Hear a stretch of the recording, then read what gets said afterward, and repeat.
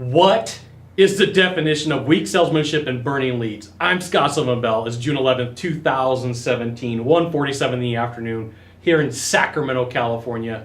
Perfect day to talk about sales, perfect day to talk about closing, and a perfect day to talk about how salespeople burn leads. So a couple months back, I buy a car and it comes with a satellite radio. And it's pretty cool. I check it out, but it's not really anything that I'm interested in because here's the thing. I listen to sales training, motivational conversations, books, opera while I'm driving, but I don't want to get caught up in negative stuff.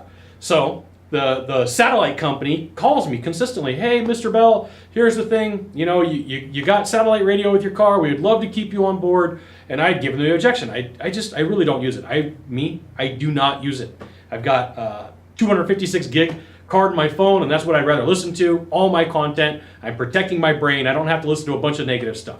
So, I get a really good salesperson on the phone. Oh, well, let's talk about it. What do you like to listen to? What do you like to, what channels did you check out? Were they cool? Did you like them? Okay, that's a good salesperson because they're trying to figure out what's the angle? What can I do to get this guy hooked and say, hey, look, here's a special.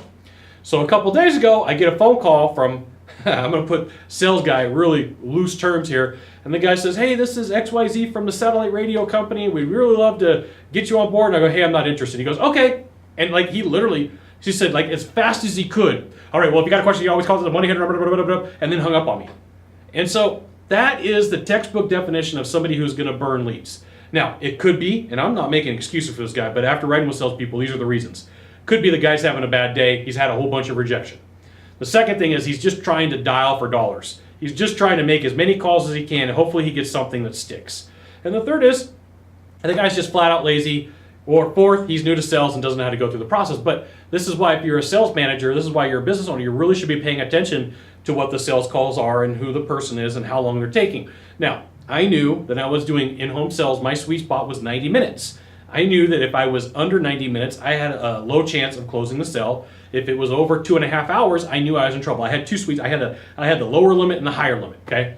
So if you're paying attention to your salespeople and your industry has some sort of a limit and some sort of this is how long it normally takes, you're going to see that the person is burning leads in whatever way that they do it. If it's face-to-face, a 2-minute conversation, and a conversation should be an hour, tells you they're trying to get to the money too quick.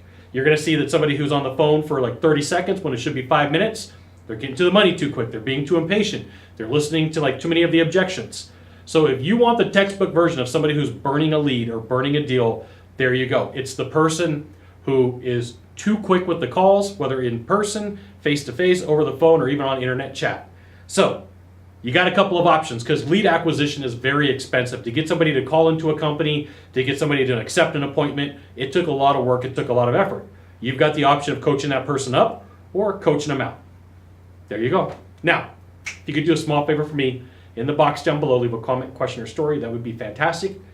To the right, to the left, there's a subscribe button. You know what you got to do. You got to subscribe. And then last of all, you can send it out to all your friends via StumbleUpon, Facebook, Twitter, Google+. Why not even LinkedIn? Scott Sylvan Bell. We'll see you soon. Thanks for watching. Aloha.